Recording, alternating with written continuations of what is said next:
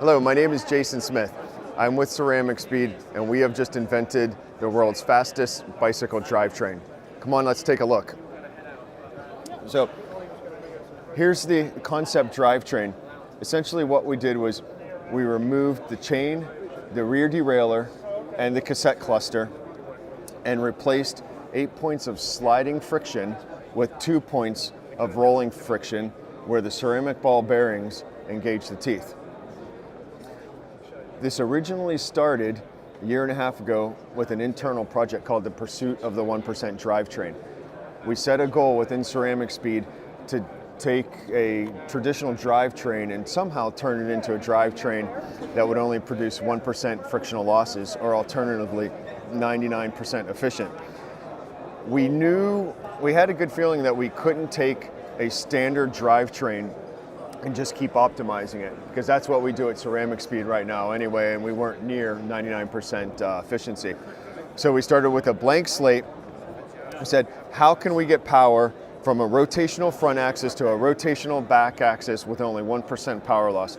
We had 10 or 15 different designs on the table, and something I must mention is we teamed up with the University of Colorado Mechanical Engineering Department, which was very helpful. So we had a team working on this. So we went through all of the designs, and we figured that this would be the simplest design and give us the most efficiency. The way it works, now that you have the camera in there, is the bearings, those are ceramic roller bearings, interface with the teeth, and the bearings actually roll through the teeth. There is zero sliding friction that occurs, and the bearings actually index. So we do have a slight amount of rolling friction that occurs within each bearing as it engages. However, 2 points of rolling friction is much less than 8 points of sliding friction on a traditional drivetrain. Then it comes to weight. So that's the biggest advantage. And as far as numbers go, when we tested, we didn't test this prototype. We actually have a functional engineering prototype also.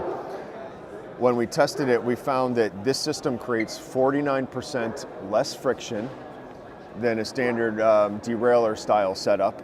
And again, as I mentioned earlier, we did hit that 99% efficiency number with this system. It goes back to having 2 points of rolling friction rather than 8 points of sliding friction.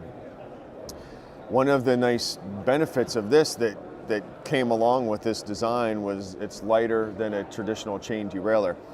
What we did was we removed the chain, we removed the rear derailleur assembly and mechanics and cage, and then we removed the cassette. So we removed a fair amount of weight.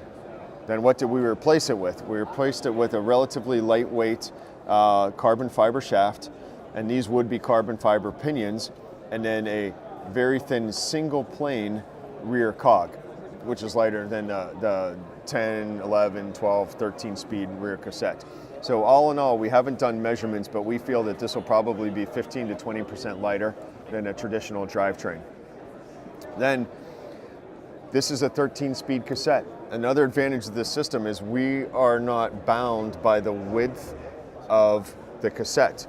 So when you say how many gears can you fit into a cassette, well, it depends on how wide it is and how skinny your chain is. Because we shift in fore and aft rather than inboard and outboard, we just chose a 13-speed cassette. We could do 14, 15, 16. The only limiting factor is how far this pinion moves. So we could put 20 speeds in there if we want. And that leads me to how do we shift? Shifting occurs when this pinion slides forward and back, and it selects, in this case, one of the 13 gear rings. We have a cutaway here. This is how we envision the shifting would occur. We have a battery, the wireless electronics, the brain, servo motor, and the linear motion actuator. So this would be a fully electronic, fully wireless system, and something I just forgot to mention is we'd also put a power meter into the shaft. So everything would be fully contained, actually look like that, and very compact and very clean. Now when we shift, this can't shift instantaneously and randomly because we take out a lot of teeth. What would happen is the rear wheel, the rider would be riding along, a shift command would be initiated, and we have 5 shift channels. Here, for instance, here's a linear shift channel right here. Here is a parabolic shift channel as it curves through here. So we'd have a magnetic sensor on here, and depending on the rotational speed of the rear cog, the radial position of the rear cog, the position that this was in, plus the amount that it would have to move, the brains in the system, as it's spinning along, would know which shift channel to use to shift. Now that was a long explanation, but it would be relatively instantaneous to the rider. The rider would shift, boom, boom, boom, boom. So it would be a fraction of a second between the shift initiation and the actual shifting occurring. Now we're getting into some of the maybe less important details, but they're still worth mentioning. Is this is an 8 bearing pinion and this is an 11 bearing pinion in the back.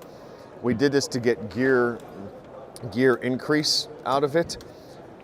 By changing the pinion diameter, you can change the overall gear reduction or increase of the drivetrain, so you don't have to change the cog or the front ring.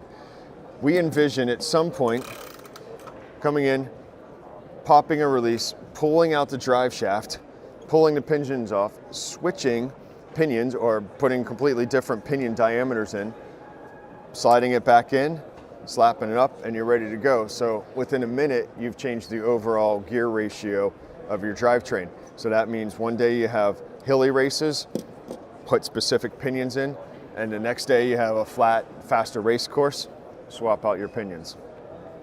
And of course, it looks really nice. Yet another beneficial side effect of this design. It's very clean, very sleek. You just don't have a rear derailleur hanging out there. You know? And I think that's it. Thanks for your time, and thanks for checking out the world's most efficient bicycle drivetrain.